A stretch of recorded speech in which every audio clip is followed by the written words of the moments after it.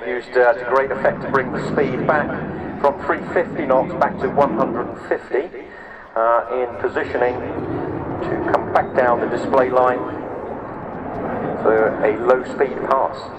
The Gripen E is the single seat model of the new generation Gripen. The F is the two-seat. All of these are new build airframes rather than upgrades of existing models.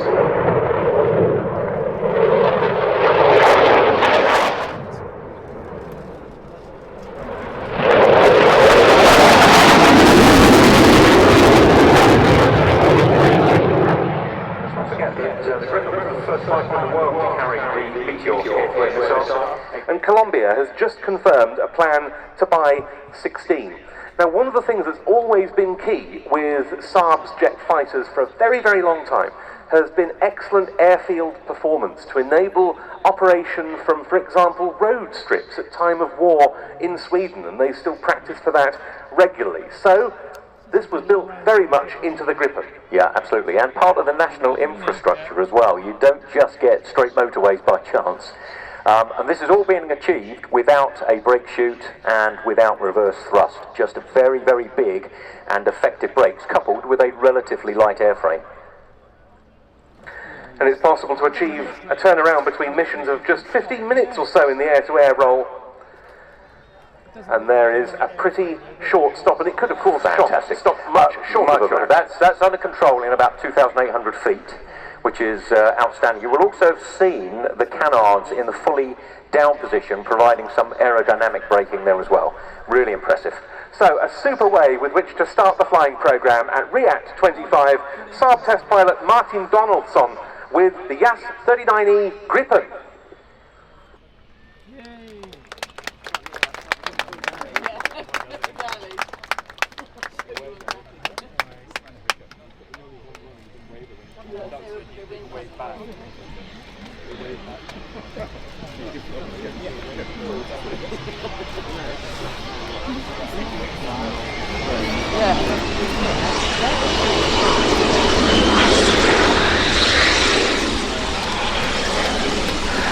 Well, we've mentioned a very wide range of helicopter displays, and this is really the first making some appearance of our radio show has just been in.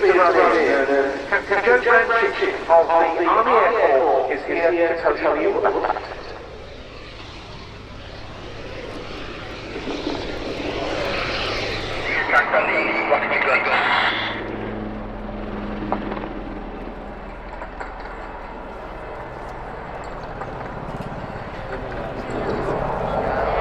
The pilot throw the aircraft to a rapid return to target, manoeuvre whilst in the front, the co-pilot gunners will be working to identify any further targets among the dust and debris of the initial strike.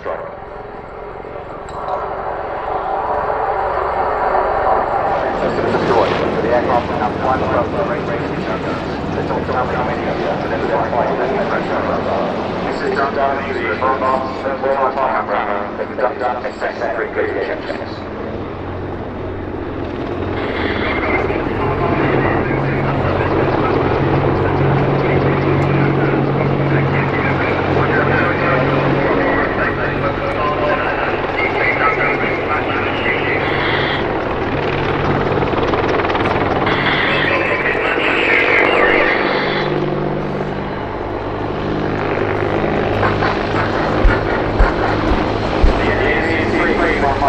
Something.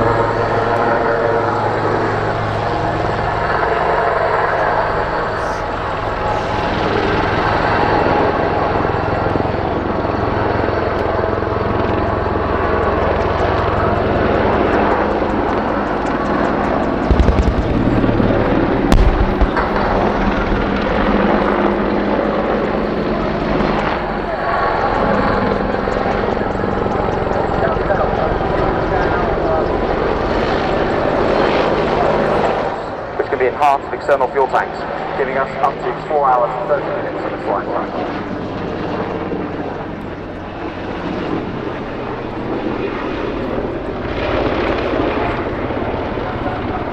Despite being a large helicopter, the Apache is highly maneuverable. As you can see here, it's 270 degree over.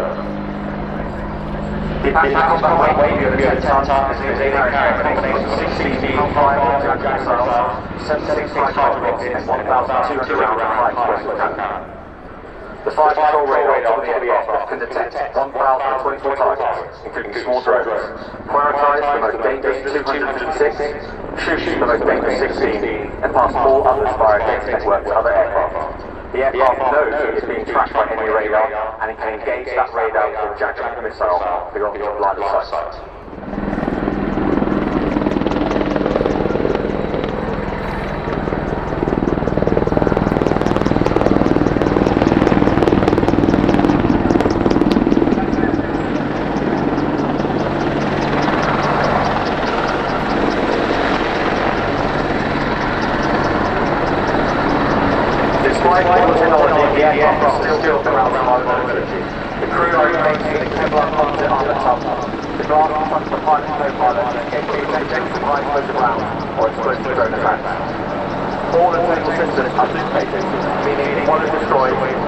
Somewhere else in the aircraft allows the fight to continue. The AH-64E can soak up hostile fire and return the crew home safely. The aircraft systems will detect any threat to the aircraft. The cannon can automatically track a moving target or will follow the line of sight of the pilot. We now see the cannon move beneath the aircraft as the pilot looks around. All its deadly burst of 30mm cannon rounds will destroy the threat. The gun, the M230, fires 11 rounds per second of high explosive armor-piercing ammunition.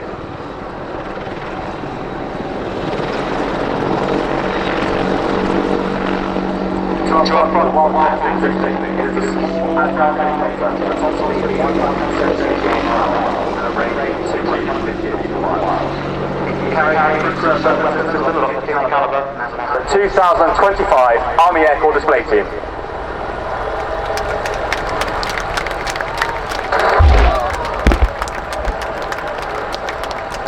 It's not just the crews who get the aircraft here, it takes every member of 1st Aviation Brigade Combat Team, the UK's only fighting aviation brigade. The team would like to thank our sponsors, Anduril, Boeing, Event Horizon and Leonardo. You can find us of course on Instagram at Army Air Corps Display Team. Follow us for a full future programme and please tag us in any of your photos.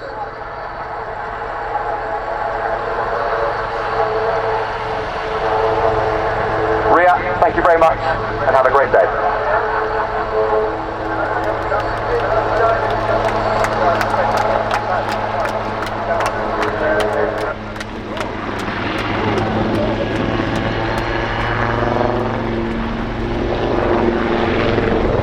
Well, Joe, thank you very, very much indeed for talking us through that. I think that's the team's last public display of the season, isn't it? Possibly.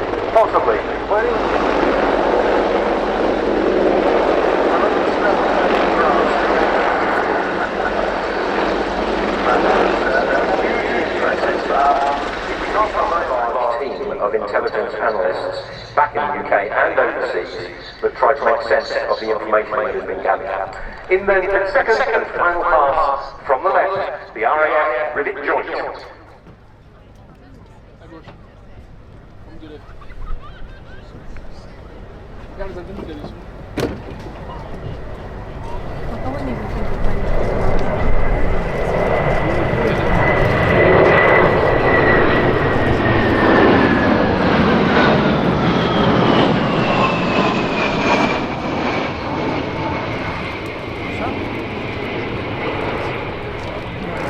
What an absolutely superb machine.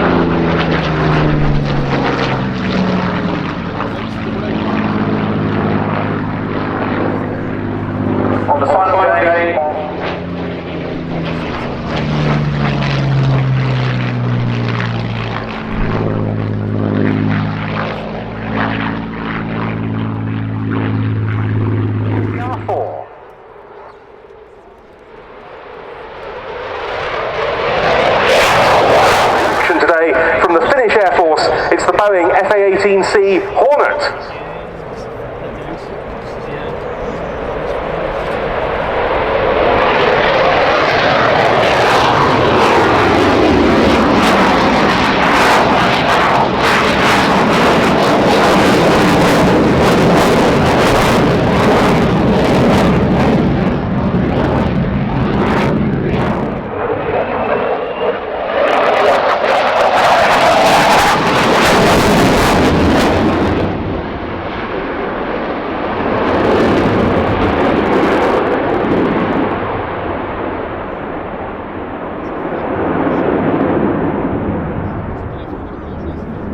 That rolling yawing manoeuvre is something that is very special to the F-18.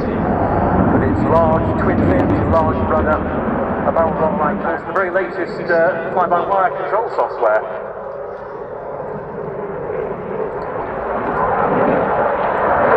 Expand that envelope even further. In for an inverted pass.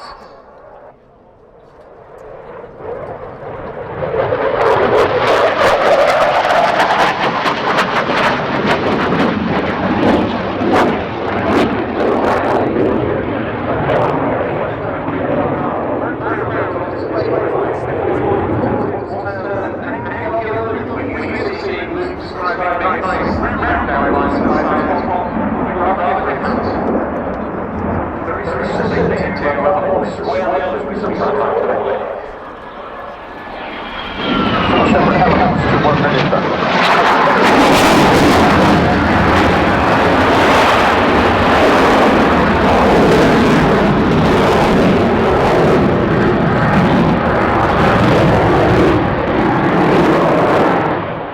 For this one.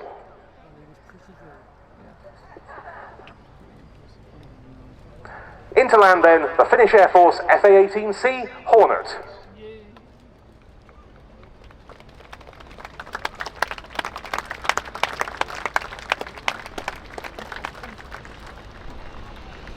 But we're going to be straight on with the next item, and for this, you need to look behind you for a bit of a sneak past moment, because it's to the front line of the modern day Royal Air Force that our attention turns.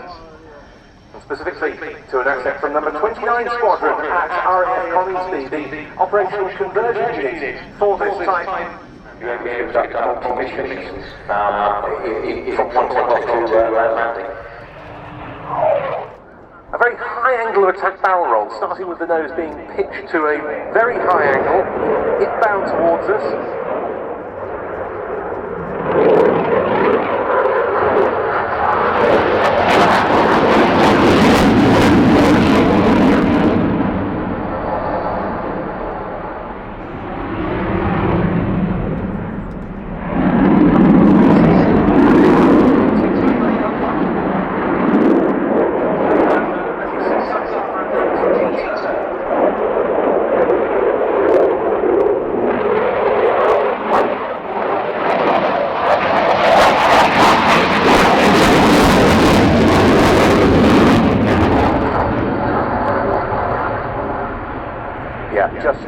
-1 G is incredibly uncomfortable, but when taking that outside turn, he was pushing anywhere between -2.5 and -3 G, and no G6 in the world will protect you from that man.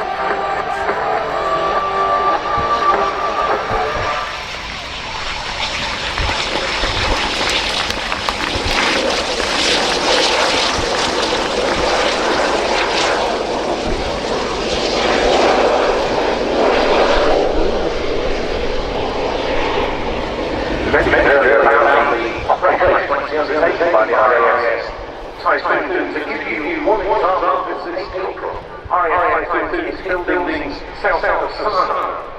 Yep. He uses a drone structure with K-4 laser weapons and the support of the RAF Voyager air-to-air refueling platforms. This part of the forces participation over the North Sea would have been handed over from one NATO country to the next. However, during the 2000s it went down to virtually zero, but we're back towards the way we were back in the 80s now.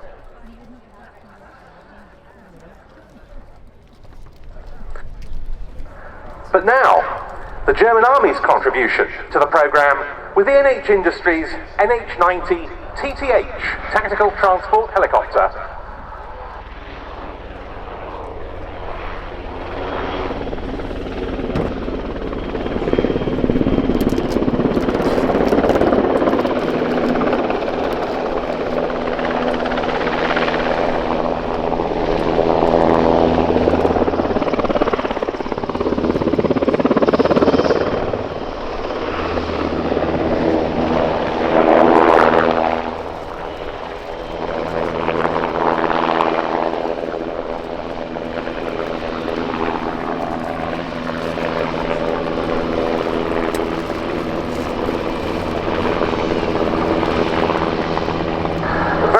Powerful twin-engine helicopter, pair of Rolls-Royce turbomecha RTM 322 turbo shafts, powering this helicopter, which has resulted from a multinational collaborative program which today brings together Airbus, Leonardo and Fokker Aerostructures in the NHIndustries consortium. And there are two variants of NH90. This, as I said, is the TTH, the Tactical Transport Helicopter.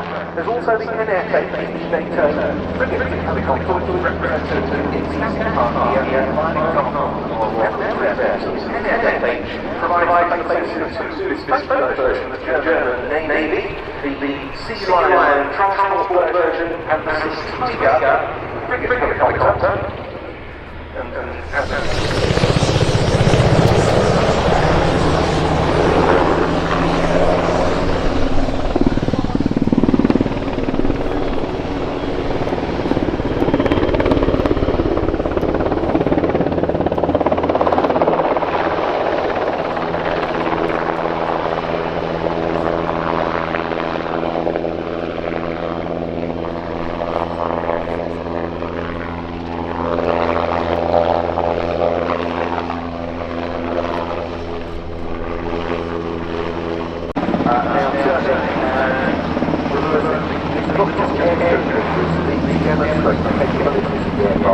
In the tactical environment. And we can't stress that enough, Mark, can we? These are very much frontline aeroplanes, so many of these types in the program are performing on a daily basis frontline roles. Yeah, absolutely. They're not just displays, they are raw demonstrations. In particular, one we'll see a bit later is the Chinook, which demonstrates all of its capabilities whilst close to the ground and in support of our troops.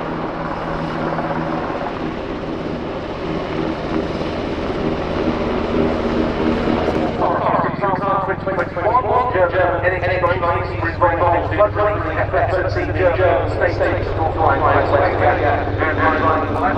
and in June 2023 they operated alongside steerers of the German Federal Border Guards in tackling a big fire on a former military training area at Teltow-Flaming, south of Berlin. There are two German Army units flying the NH90. This one comes from Transport Hubschrauber Regiment, or Transport Helicopter Regiment 10, stationed at Fassberg. Another tactical demonstration coming up. We've just seen the pedal turn followed by a 90-degree turn with a demonstration of a quick stop.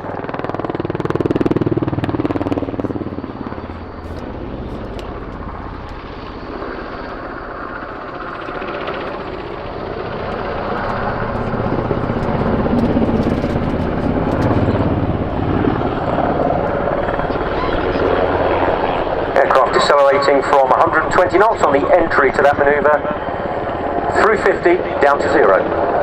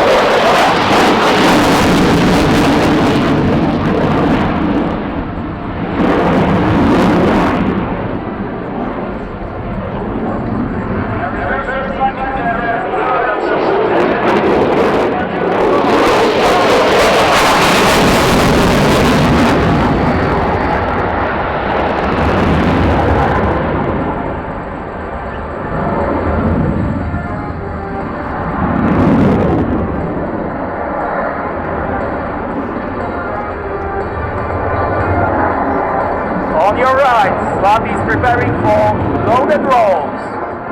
Fast, aggressive barrel rolls are...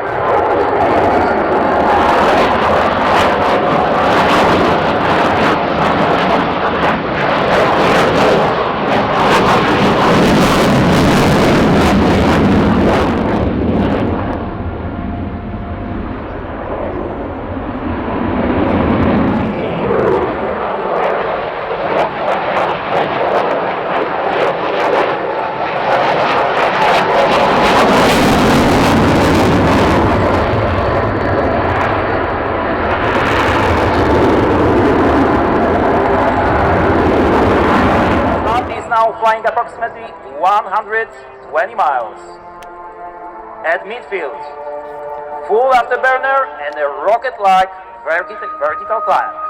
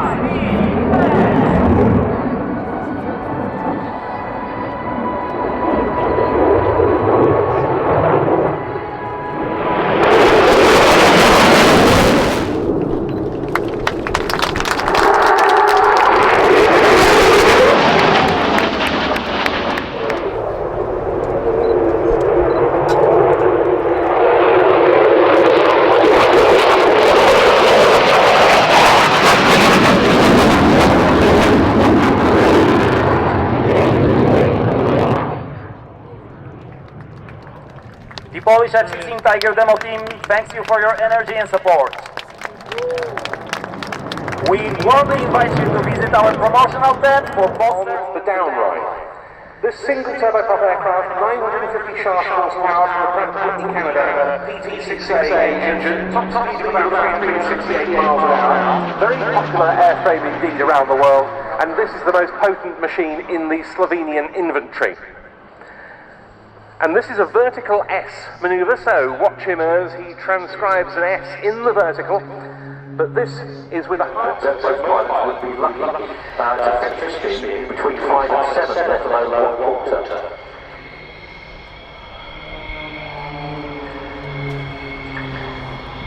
Very spirited performance, and a lot of people do try to compare the likes of the PC-9 and did Carno with that Apache. With 49 horsepower from this PT-62 turboprop. It's very similar in power to the Merlin that the old Hurricane has. However, this aircraft weight was just over 5,000 pounds and the Hurricane was 7.5, so the pound-to-weight ratio is far superior. Running in the B-axis water, so as the AS, which is on parallel to the main runway, again vertical. Again, the speed decreases and the aircraft goes into a tail slide.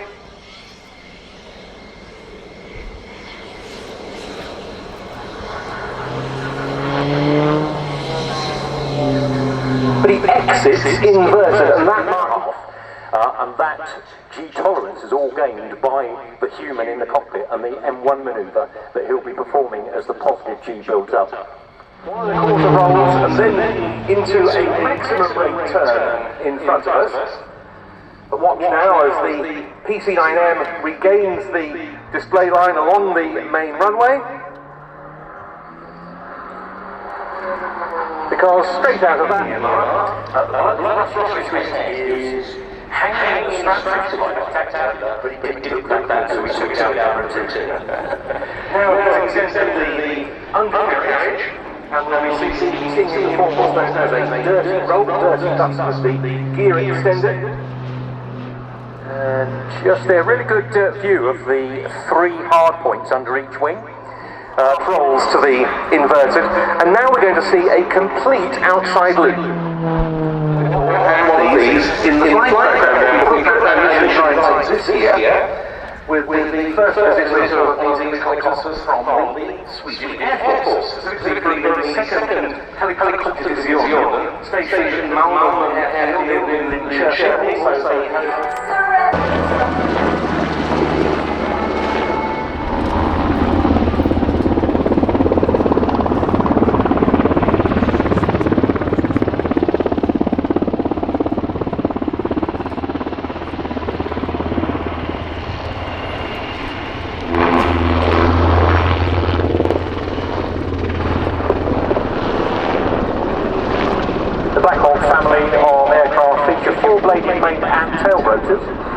Interestingly, you can see that the tail rotor is canted at about 15 degrees from the vertical and therefore contributes to the overall lift provided.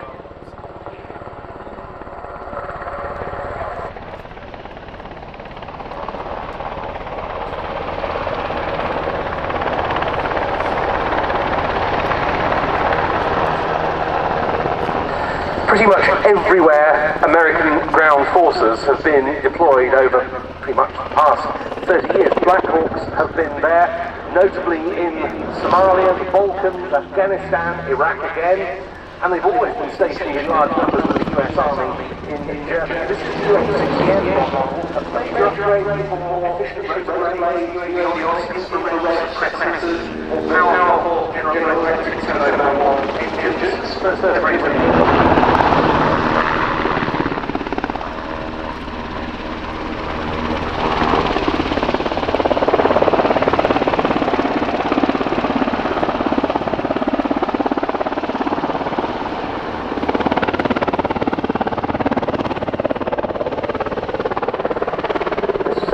Variant is denoted as the HKP-60. It took me a while to work out why it was called that, until I realised it was the consonants out of the word helicopter in the Swedish spelling of the word.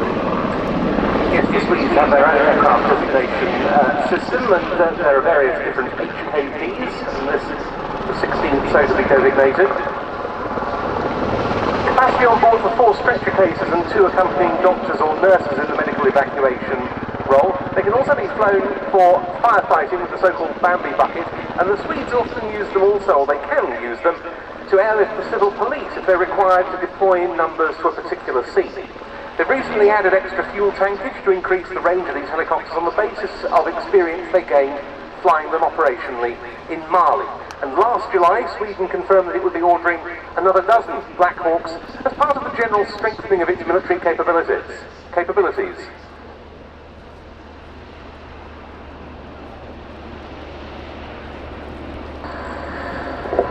So with over 5,000 produced, there's a number of other derivatives of the UH-60 Blackhawk, and they include the HH-60 exhibition industries for the Japanese self-defense force.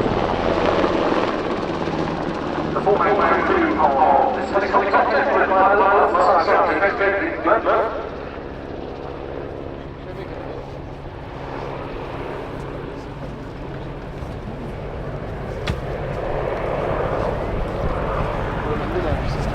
He's been flying Blackhawks since 2013. He's around 2,500 flying flight engineering and specialists on board the HKP-60, the UH-60M Blackhawk of the Swedish Air Force.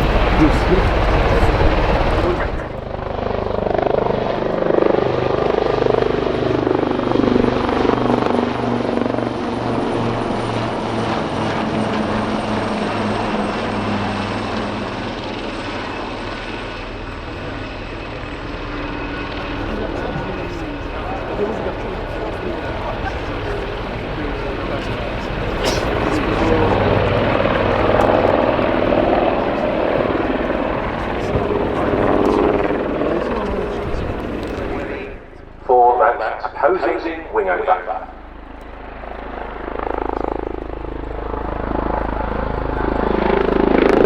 Team leader pulling them up, and there they go with the split.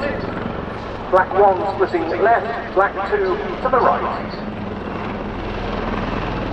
They're now heading away from us in parallel on the axis, descending to 100 feet, but then once again pulling up into further wing-overs to cross-over pair. That have been the first official Royal Naval flying display team since the Sharks disbanded with their Gazelles in the mid-1990s. And this type was originally known as the Lynx Wildcat, being an offshoot of the earlier Lynx family, but now known solely as the Wildcat. In for a pass.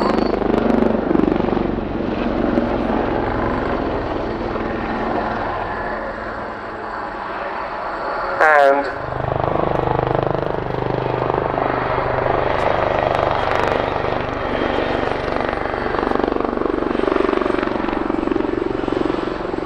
they're coming down to a fast stop in line abreast, doing so pretty much precisely adjacent to the datum.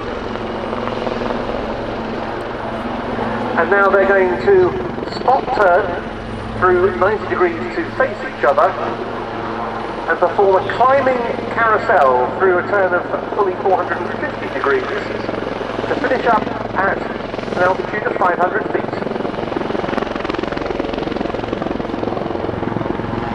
Wide range of armament can be fitted to the Wildcat in Royal Navy service, primarily the Stingray torpedo, also the 12.7mm caliber M3M machine gun mounted in the cabin, also the Bartlett and Sea Venom missiles. And one of the protuberances you can see on the nose is the MX-15 Westcam electro-optical device, which allows the pilots to detect targets at pretty significant ranges in all weathers, day and night.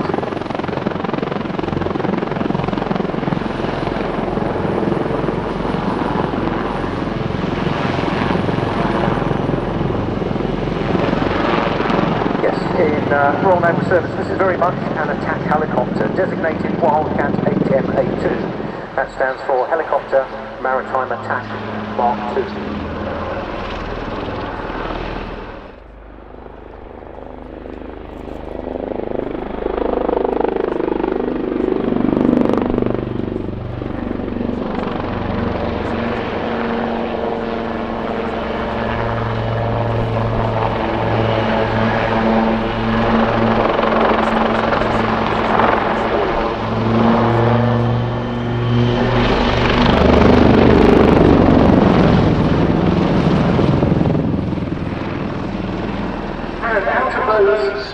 Those overs, both Wildcats, performing descending 360 degree turns, and they'll be recovering in line abreast once again, side by side, at the display centre point at 100 feet.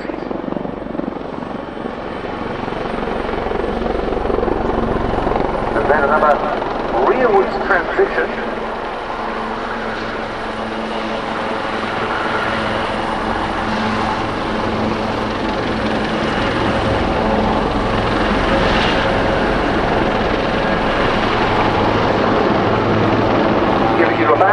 Display far from over. Of the display accelerated in towards you, ready for their final crossing break. The 2025 Royal Navy Black Cats.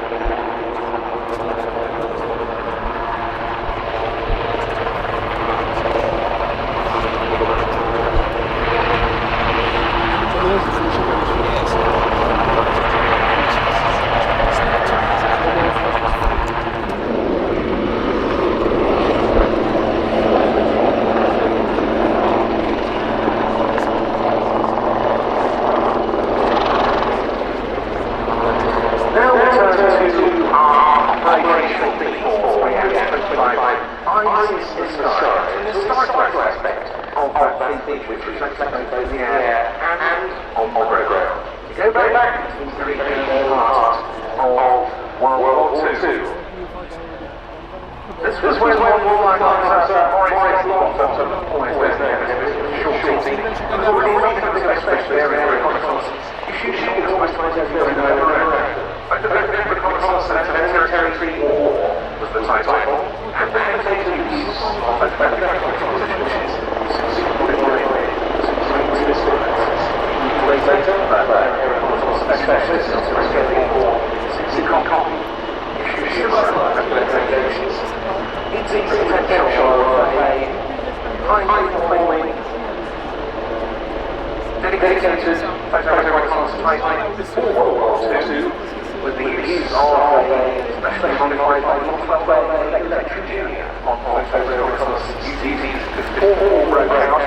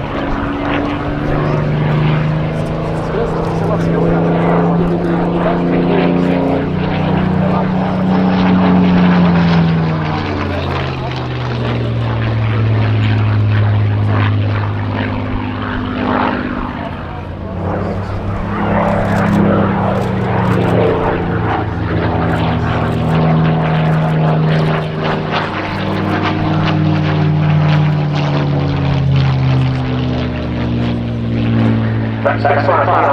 The aircraft restoration company. There's no reason to use wrong on the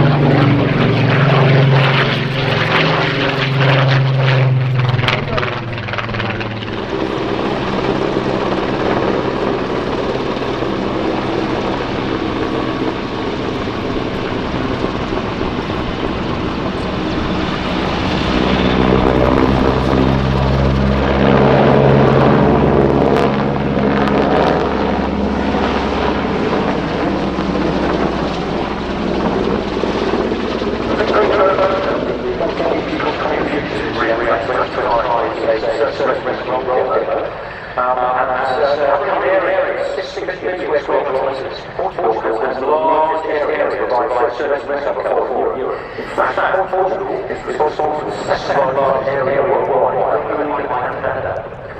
Yes, they purchased the Merlin as a replacement for the Airshow Viper. And that area, such as rescue coverage, takes in an area very coastline, well out into the middle of the Atlantic Ocean. That includes major air and sea routes to North America. So it's got to be very, very quick. With the Merlin, it certainly is. It brought many new capabilities to the Portuguese Air Force. It was the first helicopter type it's operated to have a so-called glass cockpit with digital as opposed to analog displays. The crew members are equipped with night vision goggles for nocturnal missions, and there's a whole range of modern sensors on board. Crucially, it almost doubled the capacity compared with the Puma from 18 people it could carry to 35, and the radius of action of the Puma was 200 nautical miles. The Merlin can manage around 400 if an extra fuel tank is installed in the cargo bay.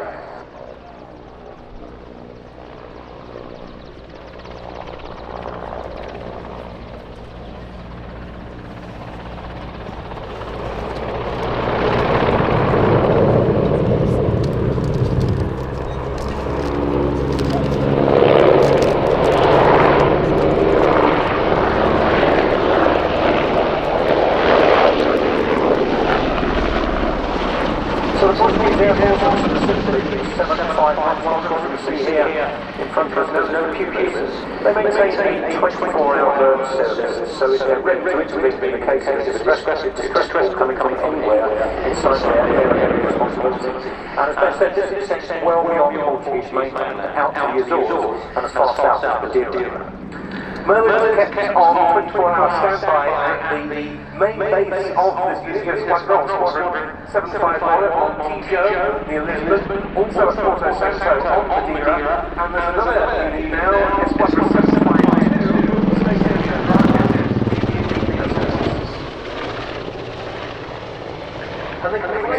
Dictated to helicopters and their crews, they always pass this. This squadron has now saved in excess of 5,200 lives.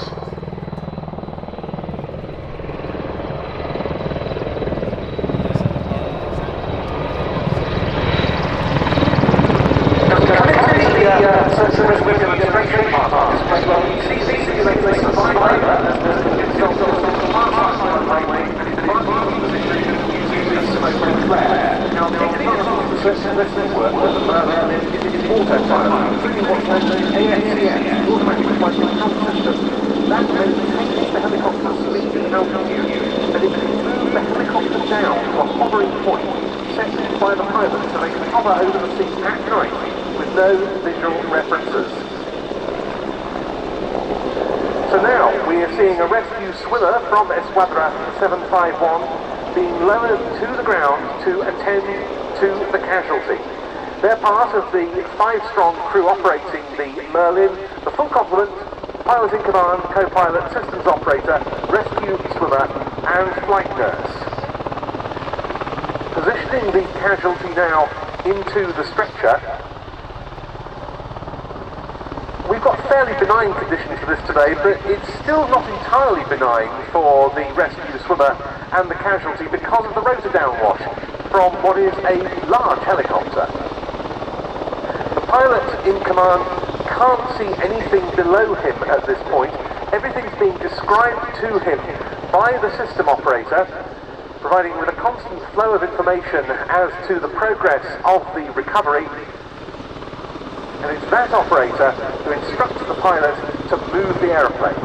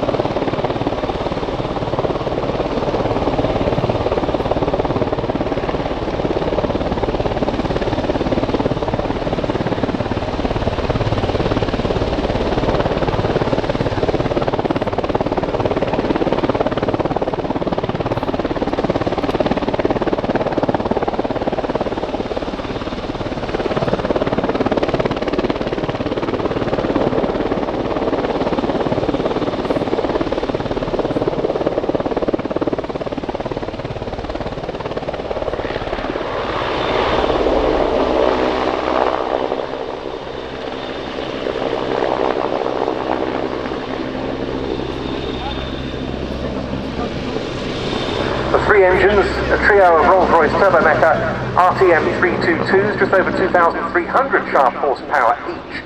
There were different engine options available, the RTM322 and General Electric's CT7 Leonardo, which now manufactures the Airbus combat fleet, especially with multiple different countries, Iraq and Afghanistan. Final pass then from the 14th Air Force's AW101 Merlin, Mark 514.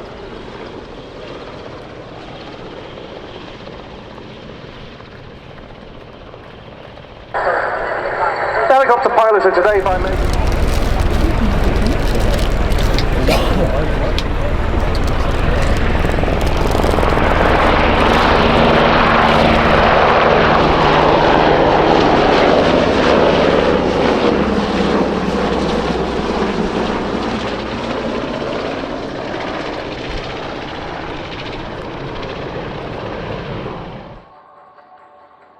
With a wingspan of more than 94 feet, a length of 74 feet, and maximum takeoff weight up to 31 tons, Her Majesty's C-27 Viper is shortly in the sky, able to do 375 miles per hour over well 3,000 miles non-stop.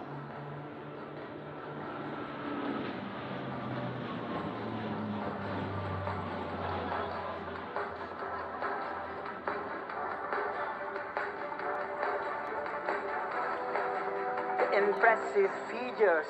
The Spartan can absorb the intense G-forces of vertical maneuvers without compromising safety or performance.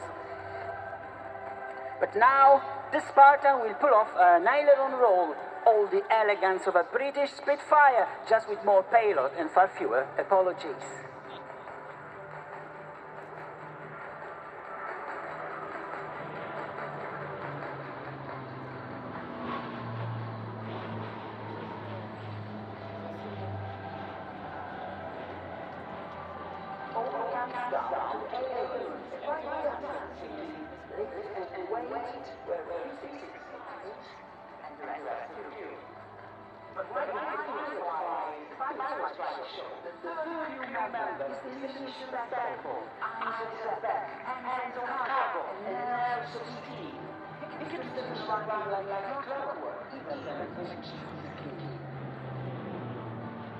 Big wingover.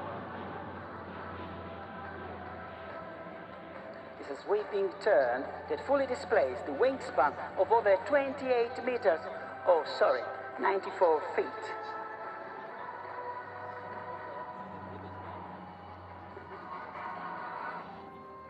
Prepared for the mission, whatever it may be, from hauling the cargo and moving troops to medical evacuation to shore, the Spartan now drives with a steep approach. 30 degrees of stand, cross control, driving us down. This isn't just a party trick. It's how you land fast, exactly where you need to. Even under fire, a combat tactic disguised as an element maneuver.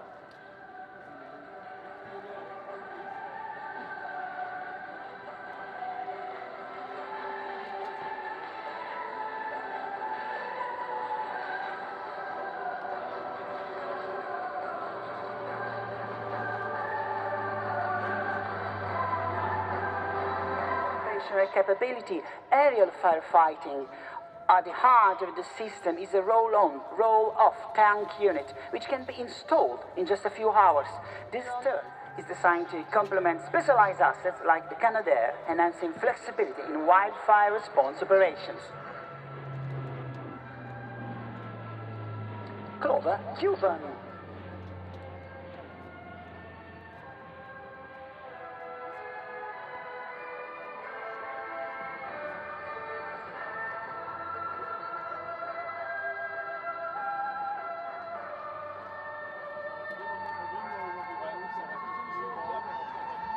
Today, the C-27J also flies under the United States Coast Guard markings on front lines of search and rescue missions, counter-narcotics operations, and Italy proudly serves with the 46th Air Brigade.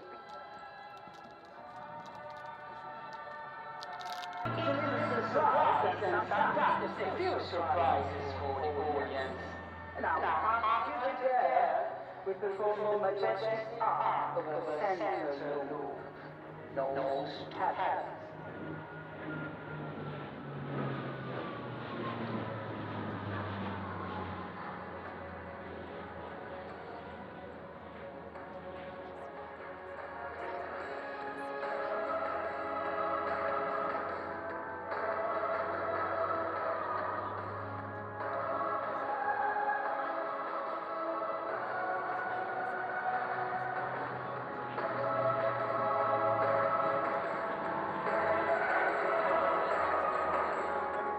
the silver trail the Spartan painted across the Fairford sky.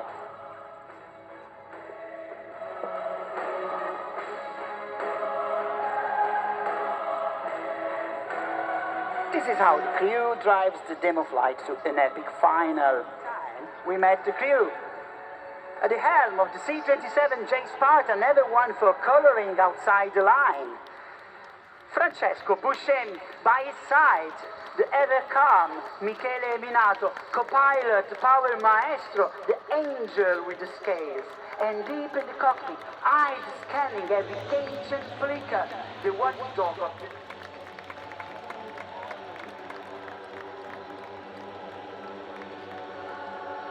Show the flags and look closely. Jeffrey Gerard is held high by the crew. He's a sweet puppet carrying a word with him. They are waving Jeffrey in lovely memory of Louise.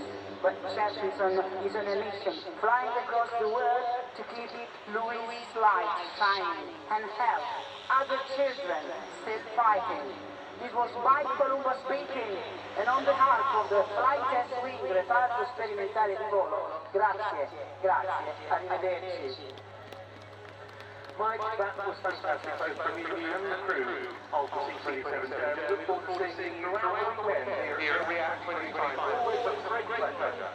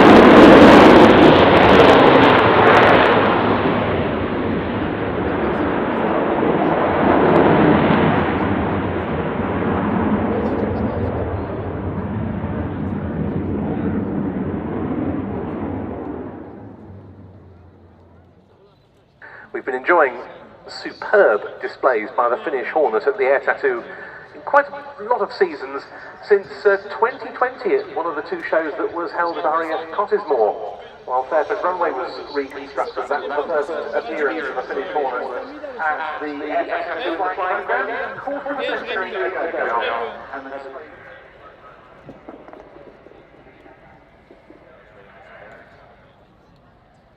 well, initially there was a bit of a short notice change to the sequencing there.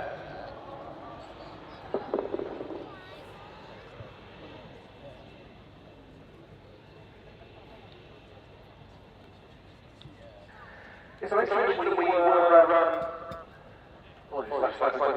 we were having a last planning change to the flying program, and that is because it looks like the wedge tail are going to have issues, so we're going to get all our aerobatic Red Arrows airborne into their display at 3 PM. We've of course still got the F-35B to make its appearance after the Red Arrows as well.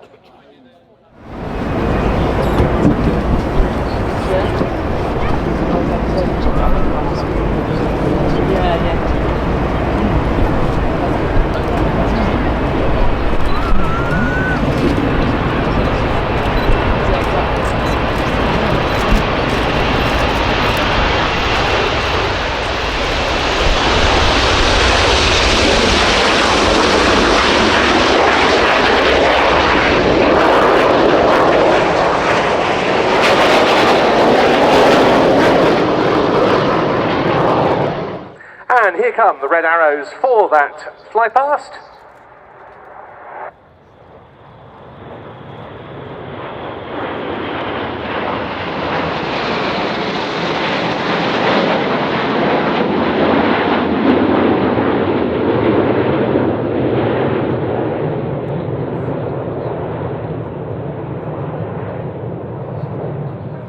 Around the right, which indicates to me he's taking the show wrongly.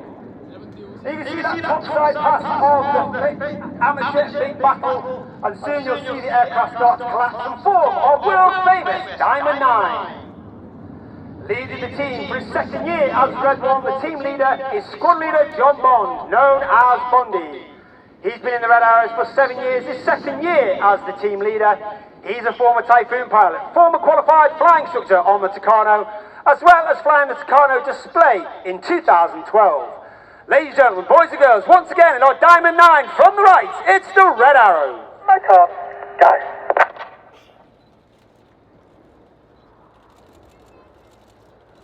On the right of Red 1 is Red 2, Flight Lieutenant Rob Thomas. Rob is in his fifth.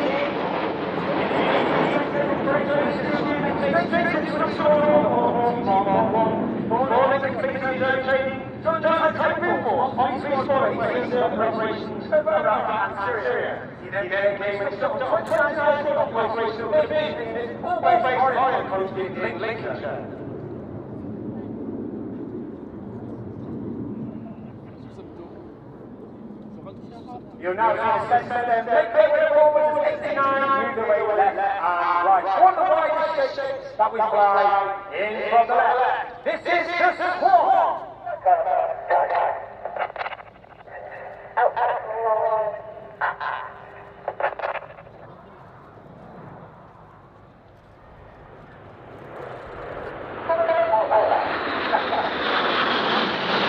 The commands from Red One are almost robotic and monotone in the way that he delivers them. And that's because we fly our formation by ear rather than by eye. That means all the pilots put their control column on certain words that the Red One commands, and then 8 and 9 on the outside put them in just a little bit earlier than those on the inside. 8 and 9 are black, 9 red, 2 and 3, one of the most iconic shapes in aviation history. This is Concorde.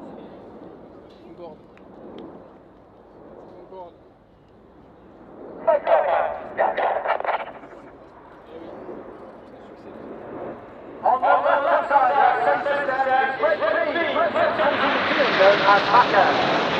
Hacker is in his first year on the team.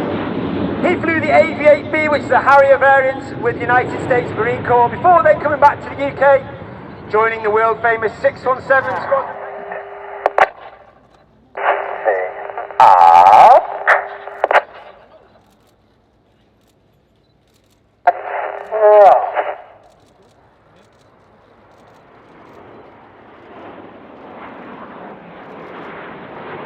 All the way at the back of that formation on the right hand side, working extremely hard is Red 4. One of the hardest disciplines is absolutely the entire formation at Red 1. We take more formation references from Red 1. Squadron will be in this hand, Red 4 is in his second year of the team. Once again, he was taking on training maybe instructor of the Tucano. His favourite was operation NA, but now we have a capability in both space and cyber. With a nod to our unique capability in the domain, from the left, this is Apollo!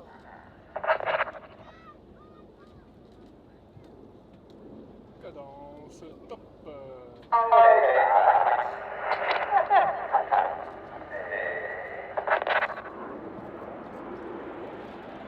All the pilots must have at least 1,000 to 1,500 passenger hours. Be assessed as above average in the air and peer review before we whittle them down to the final 2 or 3, who then become the pilots for next year's season. Red 89 moves outwards, Red 6 and 7, sitting behind Red 2 and 3. Ladies and gentlemen, boys and girls, get your cameras ready, bring them in from the left. The smoke will come on for the colourful big picture.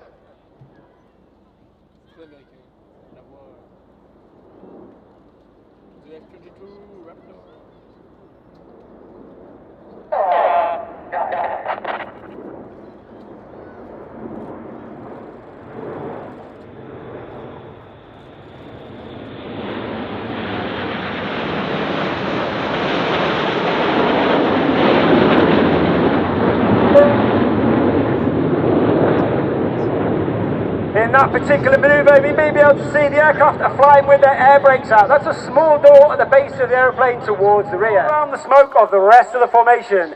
But watch for the colour change as Red 1 brings them down the line.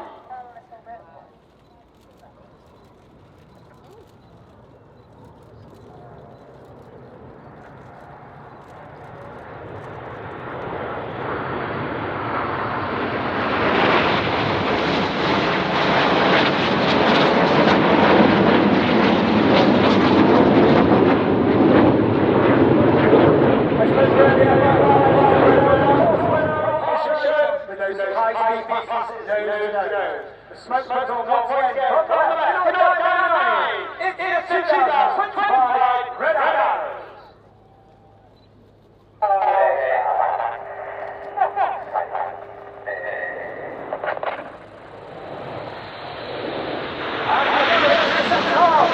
The same way we did last year because it was so popular.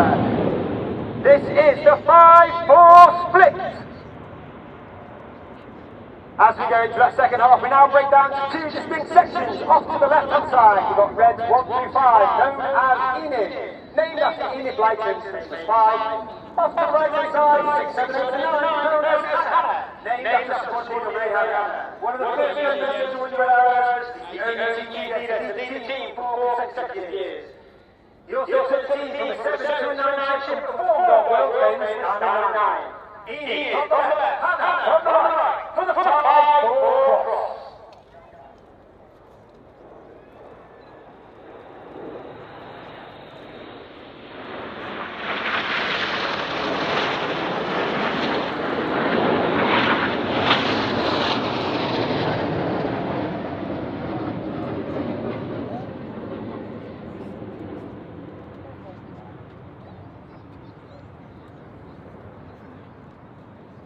Keep your eye on Enid to our right-hand side. Red 4 sits in behind Red 1. Red 5 sits. Number 5, Number 5 rolls down the smoke. Enid in the twister. Number 5, Flight Attendant Justin Wales, known as Dusty. Dusty is in his second year at the team, originally from Zimbabwe. He's a former Typhoon pilot with 11 Squadron. He was also an instructor on 29 Squadron, as well as being on 41 Squadron, the Test and Evaluation Squadron. All based at RAF Coningsby in Break.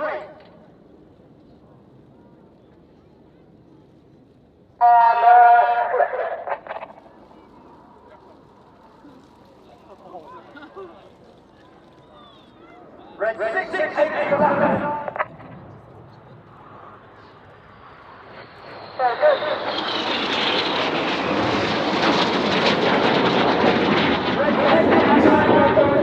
See the nose lights of Red 9 running in over 500 miles per hour as he performs the goose.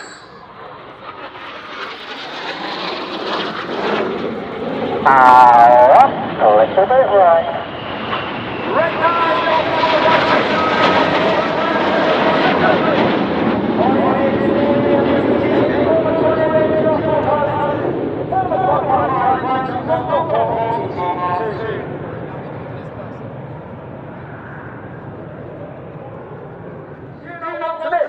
This is the world famous synchro hard. The vertical break.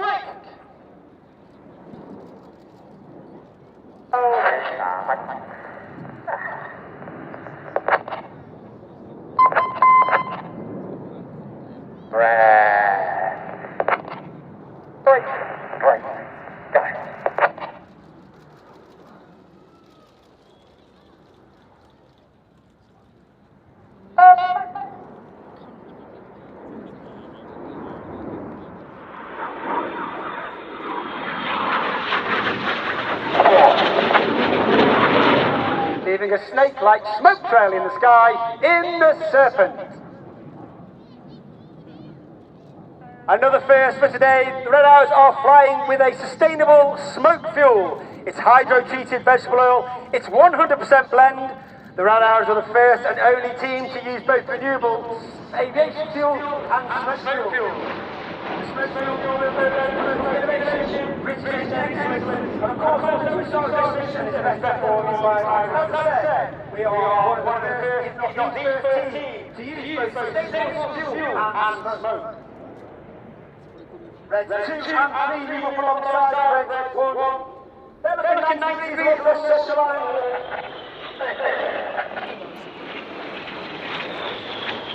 Red 6 and 9 working extremely hard to our front. In from the left-hand side, you can see the nose light twinkling in the distance once again of Enid.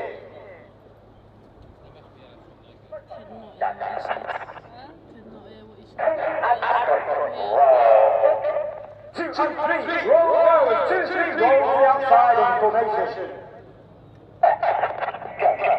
Clear, Red 4 and 5, roll to the outside in formation. In one of the highest positions on the aspect. This is Roma.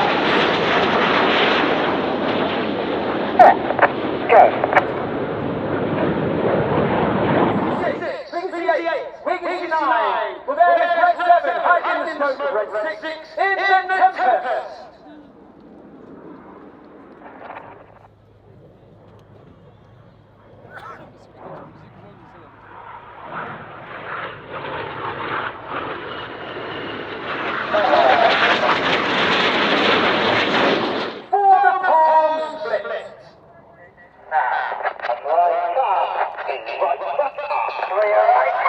As the synchro pair return, because ladies and gentlemen, you've been watching the 2025 Hornet Again to 1.3 billion litres of EU worldwide.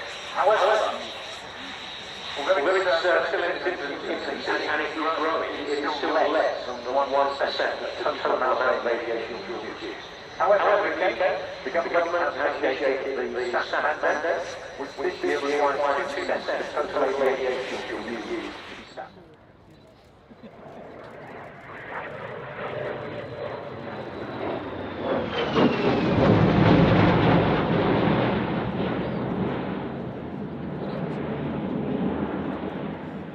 Apologies for the short notice there, we're told it's going to be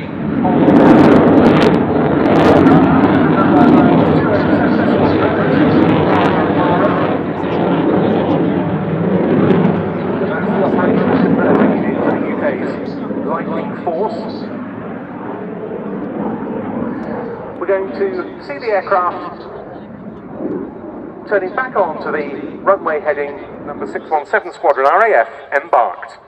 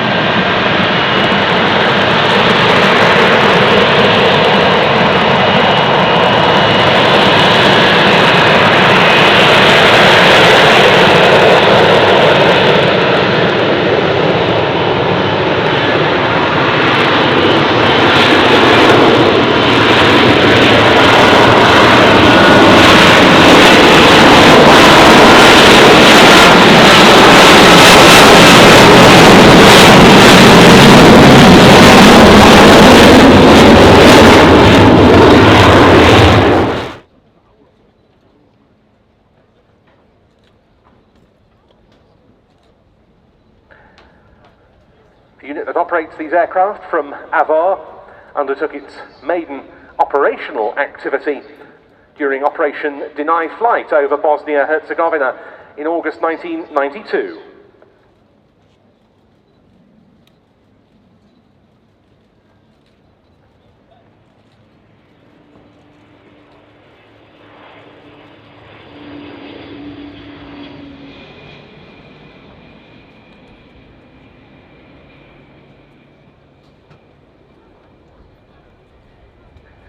It continues to give the situational awareness to the Typhoon crews that they require in order to fight tonight. And we've seen a while we've touched about confirmation, but to see another variation on this theme in the form of the 550 conformal airborne aircraft. It literally does like a standard radar does, but the fake road type electronic transmitters that are now available mean that the airframe can be much cleaner than one you see in front. And this aircraft needs to be fast. However, the drag of the system, although it does support itself in terms of lift, does need a drag, which reduces the range and endurance of the airframe. That's on.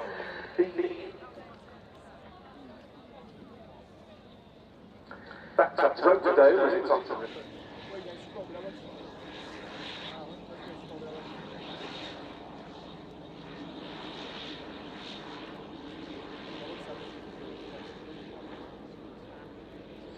E3F, first time we've had one of these at Fairford.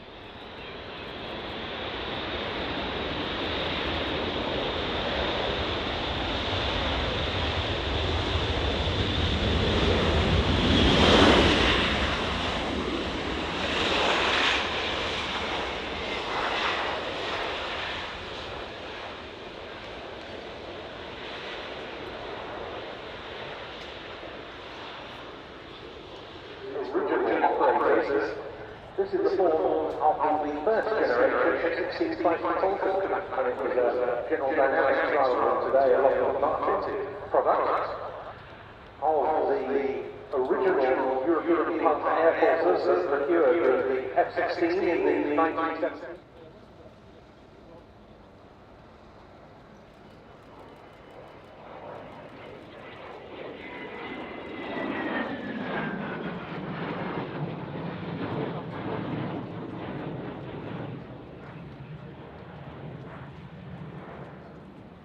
The two-seater joining us for static.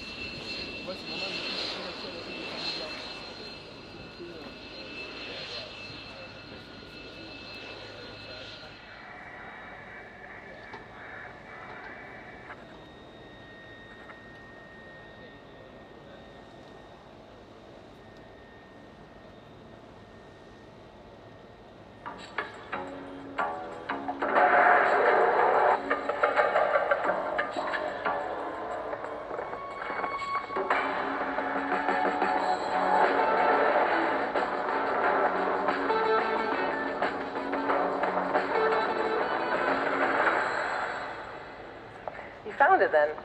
Of course I did. Good boy.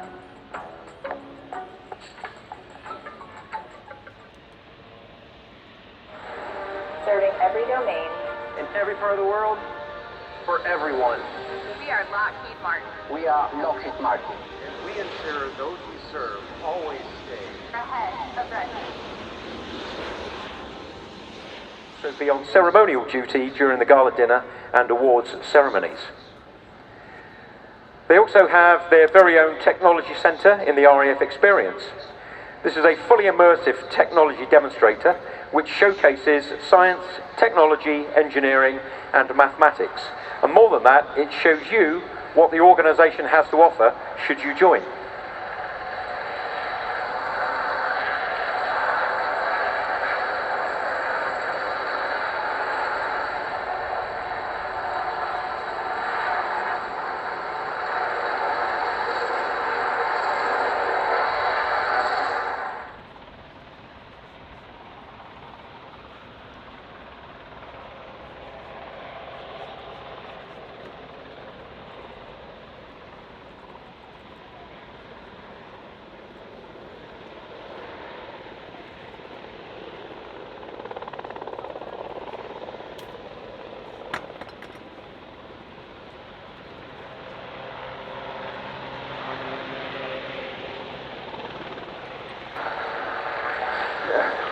There's a very, very nostalgic site. That is lovely.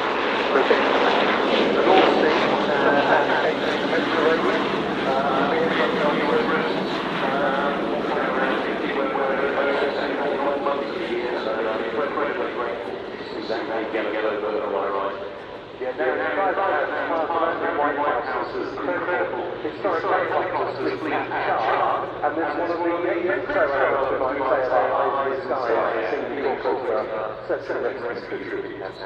back to the air. It's not all like second award ceremonies before any of the 250 aircraft Prior to and after the event, providing support for some of the fast jet participants and display teams that take part here, really underlining the popularity of this type with air forces throughout the world.